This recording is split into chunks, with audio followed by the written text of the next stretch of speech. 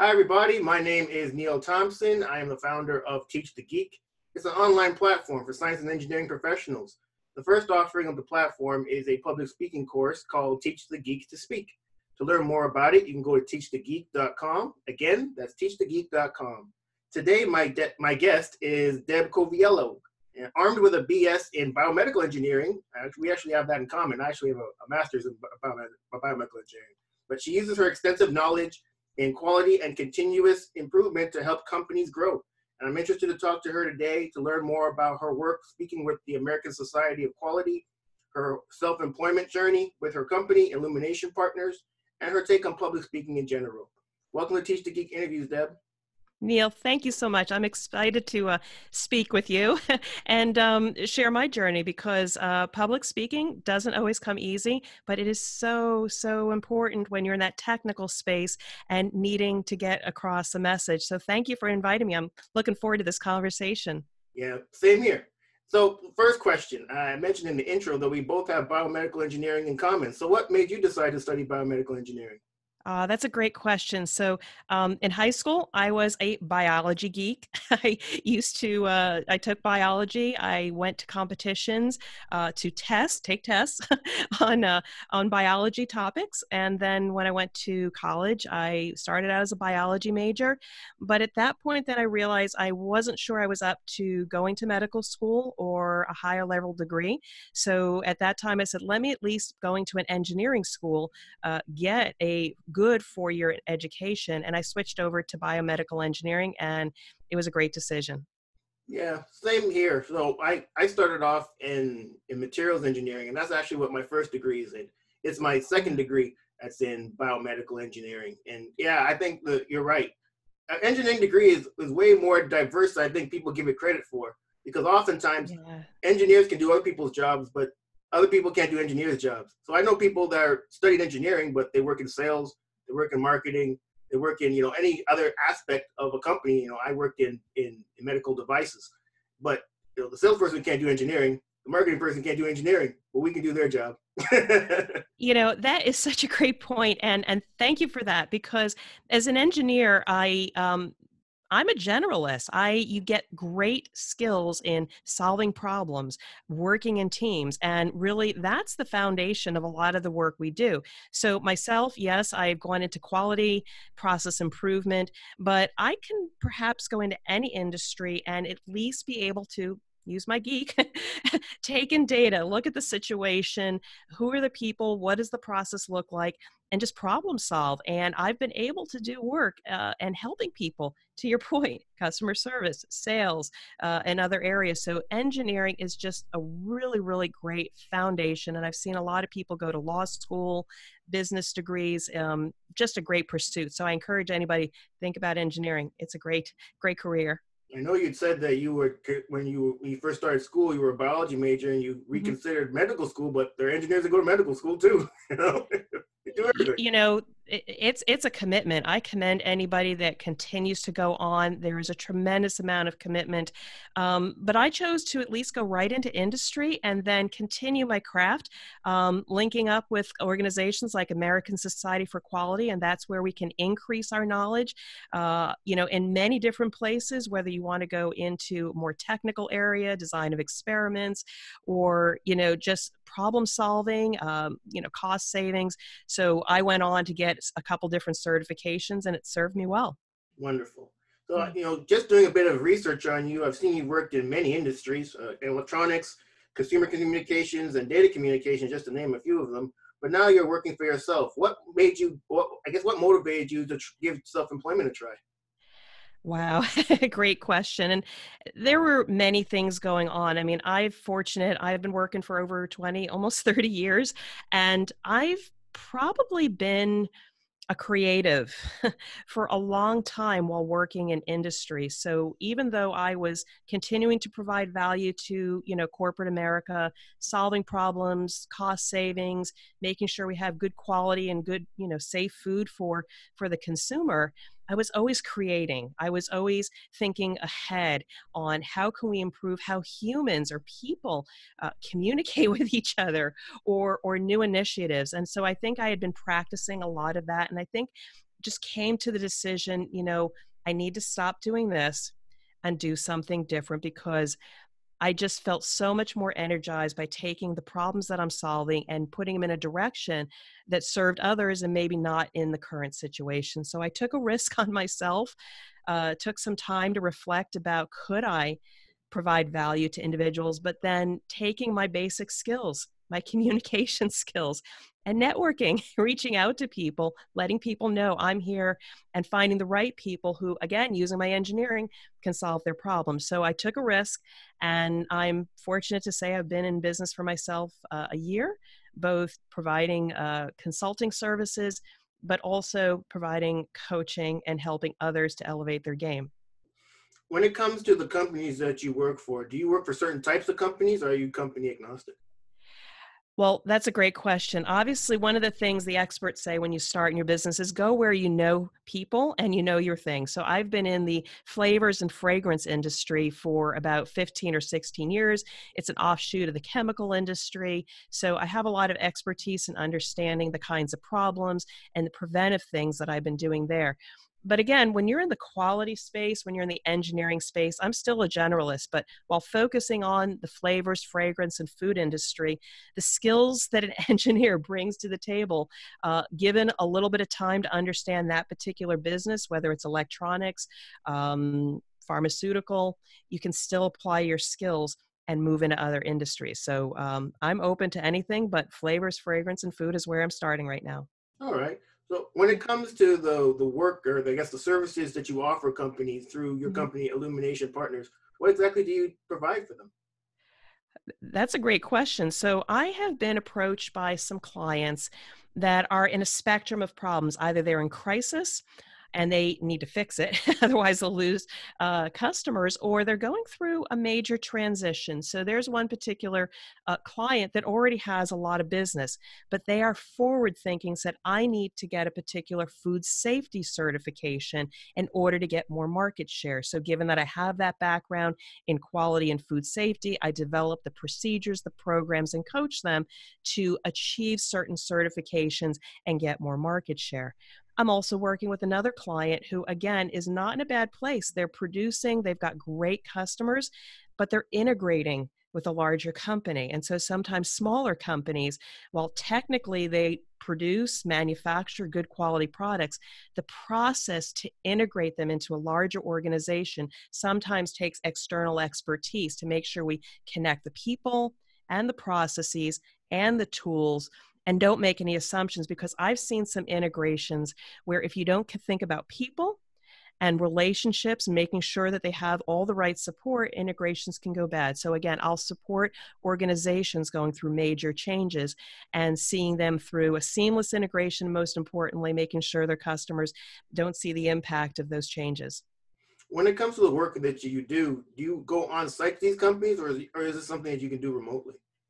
Uh, Another great question, but to answer your question, I go on site. You cannot replace human connections if you do a lot of your work remote. So I will start with a client on site, get to know the people, because it's through people that we do great work. One particular client is overseas, so I'll go there, visit them once a quarter, but then do much of my work remote. Another client that I have right now, I go in 3 days a week and work directly with them and work remote part-time. So the beauty of being in business for yourself, depending on the situation and the jobs that you select, you have the flexibility to be on site face to face, or do some of your value off site and then go back on. So it's a mix. And so great question. I love my work though. Wonderful. And then also, because you want to go on site to these companies, what's your capacity for the companies that you're allowed or that you can take on? How many companies can you take on at a time?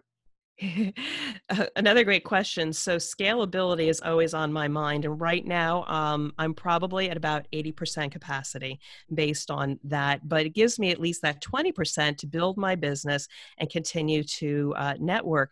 But I will say, thinking ahead, always thinking ahead, is that I've got about 3 or 4 people in my back pocket that I've already used. And if I happen to need to scale, I can bring in some other consultants right away based on their availability to help support even more customers. So learning business and how to scale, and it's a good problem if I get to that point. Yeah, for sure. And then Yeah. also when it comes to Illumination Partners, is there certain work that you don't do? Yeah, well, good question. I haven't had to turn away work just yet. But I'll say that I won't work for any client. I have to be able to really connect with them, support what they want to do, work with professionals, VPs, CEOs that are really focused on people and not just the bottom line and not just particular cost savings. Because I've done that and that's great. It is all about getting results.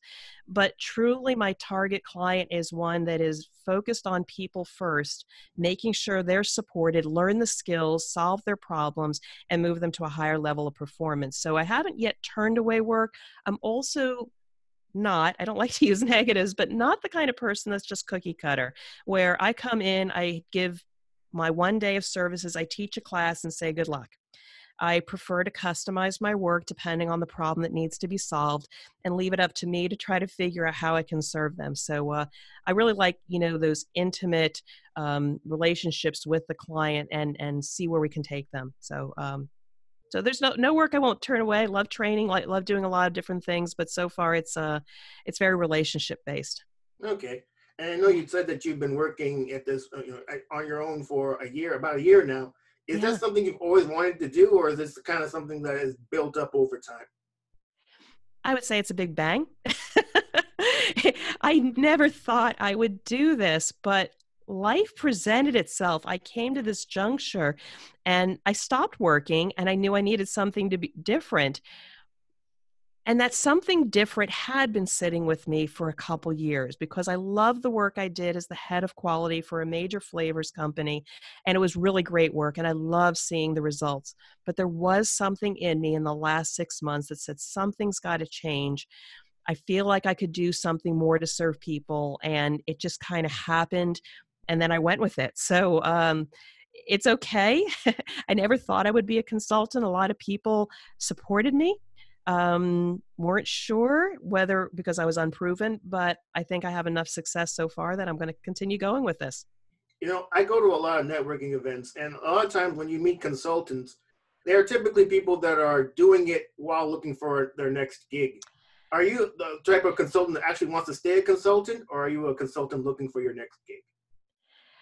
So you are amazing. These are fantastic questions. I said in the beginning, I could not work for somebody else. I want to stay being a consultant, but I have to leave my options open because one of my guiding principles is I want to work with amazing clients. And if I'm presented with an opportunity that's on a full-time basis and it still gives me the opportunity to do purposeful work while satisfying my particular goals that I've set forth for Illumination Partners, who's to turn away a permanent role or a semi-permanent role? So I can go in a few different directions because I know what my value is. It's a matter of just finding the right company to work with. All right, fair enough. Yeah. So when it comes to, well, one of the main reasons I really wanted to speak with you is the speaking work that you do with the American Society for Quality. So Yeah. with them, what kind of topics do you speak about? Oh, wow. This is so much fun. So I have actually done a webinar back in June of 2019, and it was on reflective leadership. So often in companies, they want you to talk about what are you going to do in the next year to get the results. And so you got to be very focused on your what. So my particular area in that particular time frame was not doing very well. So I took a position of reflecting on who was I as a leader, because really it was around my leadership and being able to get the right resources and processes together. And so I did a presentation to a group of within my organization, and I started with my why, and I started with my how, and then I finally ended my discussion with what was I going to achieve, and it was not met with really good. People weren't fans of how I presented it, and the thing was is that after I gave that presentation, not with ASQ, but in the organization, people came to me afterwards and said, we need more people like you, people that can reflect on the results we've gotten and think about a vision going forward. So in this talk that I gave for American Society for Quality, I challenged quality professionals to think and reflect about your leadership or your problem solving or how you work with your teams and your why. Because once you go to that place of reflection and know what your values are, your why do you lead? Why are you in a particular profession or team? And then how do you want to operate to get better results? The rest is incidental on what results you get. So that's one particular favorite talk that I've given that I'd love to give over and over again. And now I'm getting ready to speak at the World Conference in May of 2020 on another topic. But that's reflective leadership's, I think, really, really important for young professionals. Absolutely. Yeah. The answer you just gave kind of spurred another question to me. And when it comes to the work that you've done up until this point, has being a leader been something you actually wanted to do, or was something that you were thrust into? So was it that I've always wanted to be a leader? Yeah. Or is it something you kind of were you were put into that position? No, you're a leader now. Figure it out. I think about 15 years ago, when I would say I'm early mid-career, what I really wanted to do was impact more people. So I, as an engineer, quality engineer, had been individual contributor. But I found as I started working in cross-functional teams and being confident in what I'm saying and helping teams solve problems, I naturally started being a team leader. Or I naturally, because I took the time to put my thoughts out there, my proposals, and I spoke in a way that people could understand what I was saying and resonated naturally through being confident in your messaging and what you're saying and sharing data, I naturally started going into leadership positions. So it wasn't necessarily an aspiration, but something I started moving into because people recognized that. And then over time, we added people responsibilities and leadership. And eventually, over time, as you're in your career, 20, 25 years, you start having your own independent thoughts and direction. And that's where true leadership comes in versus managing. So for me, it was just a natural progression over time. Wow, you know what? You're smarter than me, Deb. Because when it came to me and leadership, that's definitely not something that I look towards.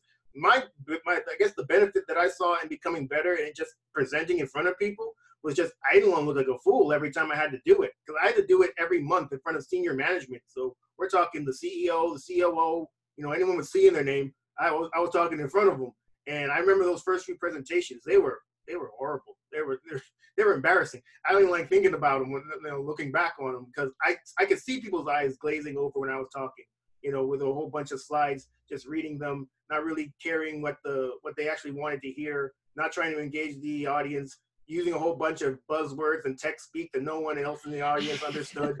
And then you could see them just not paying attention. But I learned those lessons. But and so I fully agree with you. If you're an engineer or scientist and you're able to do that, people are gonna look to you to lead. So if I could just add to that, I've been scared as heck at times. I remember a point in time when I was in college, senior design project in biomedical engineering, and I wasn't very prepared. I had already had a job, and I froze, and I sweated, and I lost my voice, and I swore I would never, ever, ever do that again. So it's okay to look for places to help give you confidence and practice. I took Toastmasters as soon as I had my first job out of college, because I knew I had ideas, but I wanted to make sure I was prepared for any situation, extemporaneous, or maybe even on content I wasn't so familiar, to practice. So this didn't happen overnight. I mean, I've always wanted to express, but it's okay to be scared sometimes, because then it helps you to find the tools or the crutches that you need to get your message out. Yeah, I fully agree with you. And Toastmasters, I was a member of Toastmasters for a number of years too. It's a great forum to practice your public speaking if that's something you want to improve at.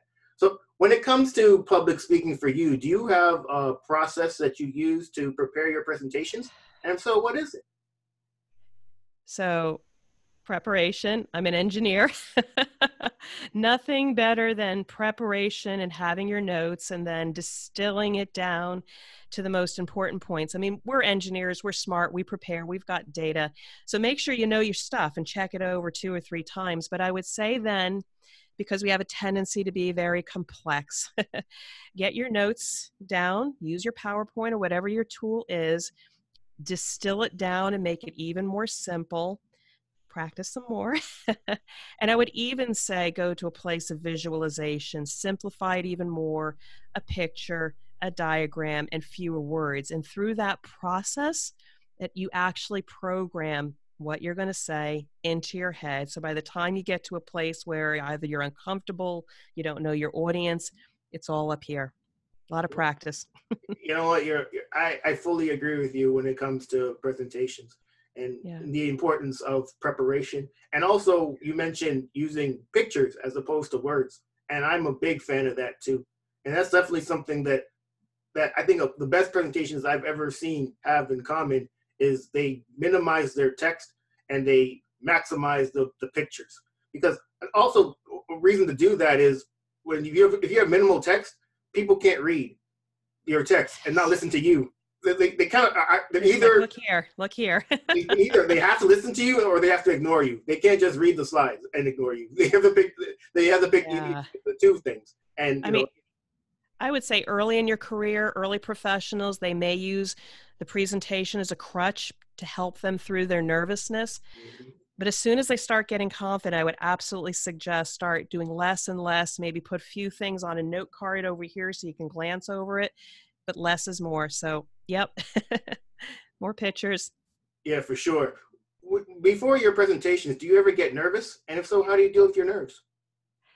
So I always get nervous. Before we jumped on here, I said I was a little bit nervous because it's the unknown. That's what scares you. You don't know who's in the room. You try to find out who your audience is, what the possible areas where they might need answers to their questions, but there's always an element of the unknown. So again, this is a tool or a technique. If it's truly an unknown situation, you might connect with people before the meeting starts, introduce yourself, build some rapport, points of connection. If it's a larger group, you might do an icebreaker because if nothing else, it takes down your energy. You start building connections with people. And by the time you go into what you're starting, it could be 30 seconds. It's really brings down the nervousness and then you just roll. Yeah, for sure. Yeah. I know you'd mentioned also the importance of preparation, distilling your ideas into their simplest form so people can understand them. Also, visualizing, so having more pictures than text in your presentations. Are there any other tips that you could offer somebody who wants to get better at public speaking to do so? Yeah. Ditch the presentation. Because I have found that even better connections with your audience, because this is about either influencing, inspiring, or getting a message across for action. Know your stuff, know your presentation, but be able to know it so well that you can go off road, have a dialogue. If somebody asks a question, you can go there, embellish them, bring them into the conversation, and then come back to your presentation. Don't be so connected to the presentation. It constricts you because it can constrict your personality coming out. And I would say the best presentations where I have connected with people is the one that I don't pay attention to the presentation and I just speak the value, the knowledge, the message, why it's important. And that connection that we're making right now is so much more important than just the presentation because it's about getting people to move to some kind of action and they connect with you, not the PowerPoint. Yeah, that's an interesting point. When it comes to the presentations that I typically do, I like to have some sort of roadmap because I think I try to think really critically about even the order in which I present things, if it makes sense or if it flows properly. And so sometimes when you're giving presentations and you go off road, I'm always kind of concerned that if I go off road, does it still make sense with the I guess the schematic of the presentation that I already have? Good point. So you are right. You do need a structure. Again, geek, engineer, you need a structure, you need an approach because people want to be pulled through the story that you're trying to share with them. But occasionally along the line, and I did this in my early career, I had a professional tell me I had an agenda, I was leading a meeting or presentation, and I was so bent on keeping to the agenda and getting through everything before the end of the meeting. And an executive told me, I said, don't be so concerned about the agenda, because sometimes you miss nuggets and wisdom of information that may come out of some of the dialogue you may have. But use the presentation to come back to the structure. But just be mindful that sometimes the conversations we have during a presentation could be more valuable than simply the information you're presenting. Yeah, that's a good point, I suppose. It's just, I found that, especially during meetings, a lot of times if you go off that script, off your agenda, sometimes it's difficult to get back on the agenda. For sure. But it's also about know your audience. If Right. your audience are a bunch of technical people and they want the details, just take them through it. Your approach is the absolute right approach. Yeah, for sure. And you mentioned something about stories. You're absolutely right, Deb. Yeah. This is definitely something that I did not do for my first few presentations. It was just get up there, read the slides, all the text speak, all the buzzwords, and get off there as quickly as possible so I get back to my desk and do my work. But people wouldn't listen. But when you were a child, maybe your mother or your father read you a bedtime story before you went to sleep. And it's not as if as you got older, you stopped liking stories. But for some reason, as we get older, we move away from telling stories, especially in the technical field. I think it's because a lot of us think it's out of place. It's not applicable. But people are people, whether they're technical or not, and they like stories. So you hit on something so interesting, because you're right. We are taught to deliver messages in a methodical, logical way with data, analysis, and recommendations. Why in the educational system did they stop embracing stories? It was too fluffy. Get to the point. That data is not necessary. Yet in industry, then we have to reprogram you. Fold in the stories and your experiences. You should create a course and go to the universities, because I think that is a disservice we do to our engineers or our technical people. Oh yeah, I fully agree with it. It reminds me of the times when I worked as an engineer, I'd have to go to conferences, and a lot of these conferences had a lot of postdocs and grad students presenting data, basically the research that they're doing at the universities. And man, if you go into one of those places and you weren't sleepy, you will be sleepy by the time you're done, because you will likely nod off, because they're horrible. So essentially, a lot of these people, they're presenting because they have to, because maybe their professor, their advisor told them that you have to present at this conference, and it's something to put on your CV for when you're ready to get a job or even to move into academia if that's what you want to do. And so I guess a lot of them don't really put a lot of emphasis on engaging the audience and telling stories and doing anything to kind of keep people's attention. It's just about the kind of the task of, I presented at this conference. So I love this conversation, because I actually came across that. And at first I was frustrated, because sometimes for the average engineer or the practitioner, it's hard to understand or translate that information unless you're absolutely in that space and you understand the data and the research behind it. So for me, I would love a story to be able to translate that great body of knowledge that they have created and shared so that other people can understand. I do say that there is a place for those professionals, because without those new insights and without that research or data, as practitioners and engineers, we can leverage that new knowledge into what we do.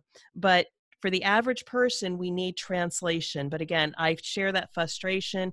It would be helpful if some of the more technical, high-level bodies of knowledge could be somewhat translated, so we stay awake and truly embrace the information. Well, a lot of these grad students and postdocs, it is the all of the technical data and all those buzzwords. They ended up somewhere. They're not in oral presentations. They're in papers that they write and journal articles and those type of peer-reviewed journal articles. So if you want all the technical minutia, you can go to those journal articles. But if you have a 5 or 10 minute presentation and you're trying to deliver it like you would write a peer-reviewed journal article, good luck keeping people awake.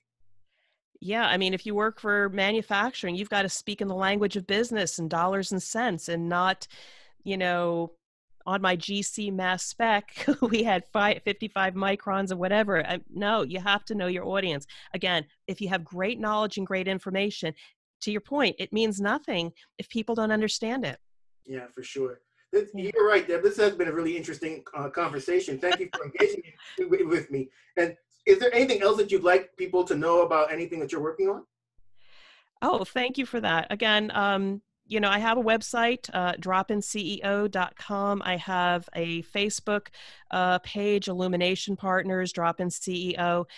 Work I'm doing, I love the space that you're in, speaking to and interviewing people. So I am getting ready to launch the Drop-in CEO podcast.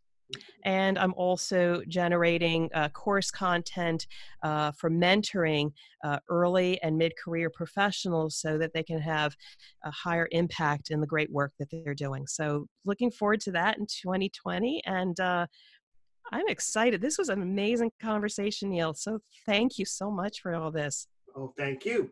Well, everybody, that marks the end of Teach the Geek interviews. My name is Neil Thompson. I am the founder of Teach the Geek. It's an online platform for science and engineering professionals. The first offering of the platform is a public speaking course called Teach the Geek to Speak. To learn more about it, you can go to teachthegeek.com. Again, that's teachthegeek.com. And also, I'd like to let you all know about my podcast. So in addition to the YouTube channel, I also have a podcast for those of you who don't actually want to see people, you just want to hear them. You can go to anchor.fm/teachthegeek. Until next time, take care.